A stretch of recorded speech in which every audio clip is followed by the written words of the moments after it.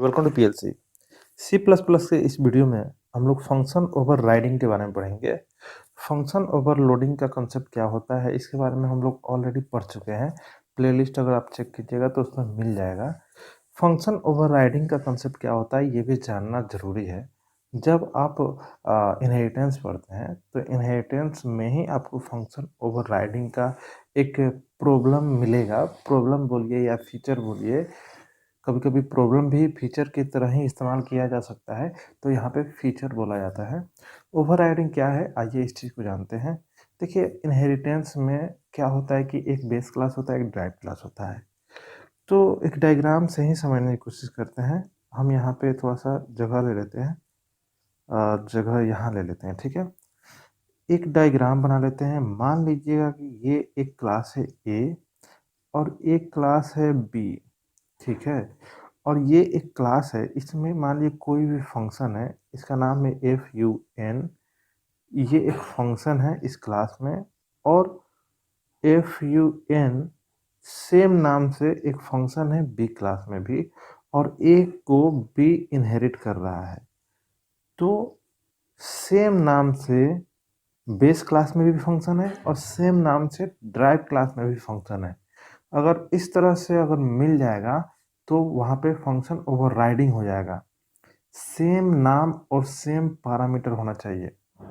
Function overloading आप पढ़े होंगे तो वहाँ पे देखे होंगे आप, नाम सेम रहता है लेकिन पैरामीटर में अंतर होता है। नंबर ऑफ आर्गुमेंट या टाइप ऑफ आर्गुमेंट में थोड़ा सा अंतर रहता है, तो वो फंक्शन ओवरलोडिंग कहलाता है। लेकिन फंक्शन ओवरराइडिंग क्या कहता है, नाम भी सेम होना चाहिए और अगर पैरामीटर है तो पैरामीटर भी सेम होना चाहिए, तब जाके फंक्शन ओवरराइडिंग हो सकता है। और फंक्शन ओवरराइडिंग जब होगा ना, तो जब कभी आप अगर कोशिश कीजिएगा कि फंक्शन ए वाले क्लास के फंक्शन को कॉल करे, तो ए वाला जो क्लास है उसके अंदर का फंक्शन कभी कॉल में आएगा ही नहीं।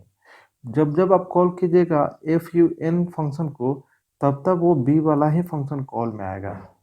इसी के लिए तो कहा जाता है ओवरराइडिंग, मतलब ये वाला फंक्शन इसे पूरी तरह से ढक दिया, इसे पूरी तरह से ढक दिया। तो ड्राइव क्लास का जो फंक्शन है, अगर उसका नाम बेस क्लास के फंक्शन के नाम से मैच करता है, तो ड्राइव क्लास का फंक्शन बेस क्लास के फंक्शन को ढक देता है, और इसी को बोलते हैं फंक्शन ओवरराइडिंग। तो यही सारी बातें यहाँ पे आपको लिखी हुई है, आप इसको पढ़ के समझ सकते हैं। थोड़ा सा मैं पढ़ देता हूँ। Function overriding is a feature that allow us to have same function name in child class which is already present in parent class। child class मतलब base class, parent class मतलब base class, और child class मतलब drive class, ठीक है। A child class inherits the properties of parent class। आपको पता है child class property, जो भी पेरेंट क्लास का प्रॉपर्टी है उसको इनहेरिट कर लेता है। But when you want to override a functionality in the child class, then you can use function overriding। Function overriding, अगर आप चाहते हैं कि पेरेंट क्लास के अंदर कोई फंक्शनैलिटी है उसको चाइल्ड क्लास के अंदर ओवरराइड कर देना है, तो आप फंक्शन ओवरराइडिंग फीचर का इस्तेमाल कर सकते हैं। और फंक्शन ओवरराइडिंग क्या है हम पहले ही समझा चुके हैं, ठीक है। तो चलिए अब आते हैं, और इस चीज़ को एक तरह से ऐसे भी देखा जाता है, it is a like creating a new version of and old function. इसको ऐसे भी समझा जा सकता है कि ओल्ड फंक्शन का एक नया वर्जन हम तैयार कर रहे हैं। और जब भी कोई नया वर्जन आप खुद देखते होंगे, मोबाइल में कोई ऐप है, उसका जब नया वर्जन आप अपडेट करते हैं तो पुराना वाला जो भी है वो सब खत्म हो जाता है, नया नया फंक्शनैलिटी आपको मिल जाता है, ठीक है। नाम वगैरह सब तो सेम ही रहता है, ठीक है। काफ़ी आसान है, अगर आप समझ पा रहे होंगे तो ज़्यादा एक्सप्लेन करने की ज़रूरत नहीं है, और ज़्यादा एक्सप्लेन करने वाला टॉपिक भी नहीं है। नोट में कुछ बात है, बस इसको याद रखना है। Data type and sequence of parameter should be same in child class function. मतलब पेरेंट क्लास के अंदर जो फंक्शन है उसका जो नाम है वो तो नाम तो मैच करना ही चाहिए, साथ में डाटा टाइप और साथ में पैरामीटर का जो सीक्वेंस है वो सेम हूबहू मैच करना चाहिए, तभी फंक्शन ओवरराइडिंग होगा। अगर ये मैच नहीं करेगा ना तो फंक्शन ओवरलोडिंग में चला जाएगा वो, फंक्शन ओवरलोडिंग में चला जाएगा वो, ठीक है। चलिए एक एग्जांपल है छोटा सा, इससे आप समझ सकते हैं। देखिए एक क्लास है ए के अंदर एक फंक्शन है सो नाम से फंक्शन है, और देखा जाए तो बी क्लास ए को इनहेरिट कर रहा है और बी क्लास के अंदर भी सो नाम का फंक्शन है। हालांकि कोई पैरामीटर नहीं है तो सही है, कोई झंझट कम है, तो हम यहाँ पे भी कोई पैरामीटर नहीं दिए हैं। हाँ, बस देखने वाली बात क्या है, बी क्लास के अंदर एक सो नाम का फंक्शन है और ए क्लास के अंदर भी एक सो नाम का फंक्शन है। तो अब बी क्लास का जब आप ऑब्जेक्ट बनाइएगा, कोई भी ऑब्जेक्ट नाम कोई भी हो सकता है, अगर बी क्लास का ऑब्जेक्ट के सहारे जब आप शो को कॉल कीजिएगा तो बार बार मैसेज में ये आएगा। ये आने के पीछे का मतलब क्या है, शो फंक्शन बार बार ये कॉल हो रहा है, आप चाहिएगा कि ये वाला फंक्शन कॉल हो जाए तो ये कभी कॉल नहीं होगा, ठीक है। तो इसका आउटपुट अगर देखने की कोशिश कीजिएगा तो आउटपुट में बस ये वाला मैसेज फ्लैश होगा। चलिए अब आगे बढ़ते हैं, एक और छोटा सा टॉपिक है, इसे भी पढ़ लेते हैं और इसे हो सकता है एग्जाम में ये आ जाए। देखिए हम इनहेरिटेंस पढ़ रहे हैं तो इनहेरिटेंस से ही रिलेटेड ये सब टॉपिक है। इनहेरिटेंस में दो क्लास तो कम से कम होता ही है, और ऐसा भी हो सकता है कि बेस क्लास के पास कंस्ट्रक्टर हो और उसमें कोई आर्गुमेंट हो, तो ड्राइव क्लास का फर्ज बनता है कि बेस क्लास के कंस्ट्रक्टर को वैल्यू प्रोवाइड करे, मतलब पैरामीटर प्रोवाइड करे।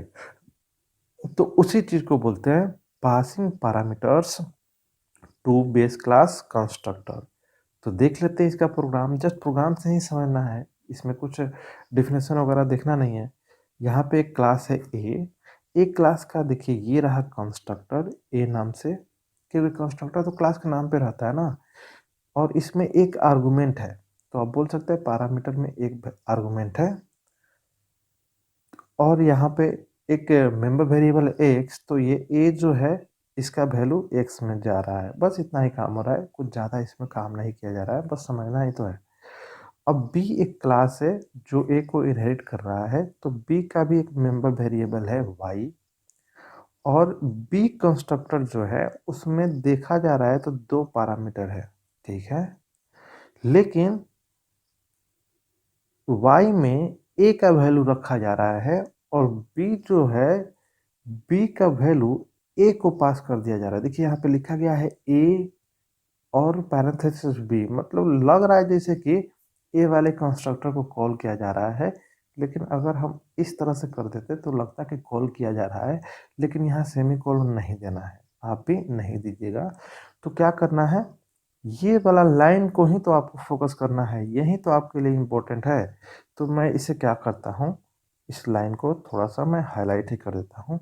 जस्ट ये वाला लाइन आपको क्या करना है, ध्यान में रखना है। यही लाइन क्या कर रहा है, पैरामीटर पास कर रहा है क्लास ए को, मतलब बेस क्लास के कंस्ट्रक्टर को, ठीक है। चलिए तो ए का वैल्यू वाई में चला गया और बी का वैल्यू हम पास कर दिए बेस क्लास कंस्ट्रक्टर को। तो पास करने का तरीका यही है, बस यही आपको फोकस करना है, कोलोन लिख के कंस्ट्रक्टर का नाम लिखना है, ठीक है। अब इसमें कुछ नहीं है, यहाँ पे अब जब बी का आप ऑब्जेक्ट बनाएंगे तो दो वैल्यू आपको देना ही होगा, क्योंकि इसके पास दो पैरामीटर है। तो ए में जाएगा 5, बी में जाएगा 7, अगर देखा जा रहा है तो 7 इनडायरेक्टली कहाँ जा रहा है, बेस क्लास के कंस्ट्रक्टर के पास। चलिए बस इतना ही था, छोटा सा टॉपिक था, मिलते हैं किसी नेक्स्ट वीडियो में कोई और टॉपिक लेकर। देखने के लिए धन्यवाद।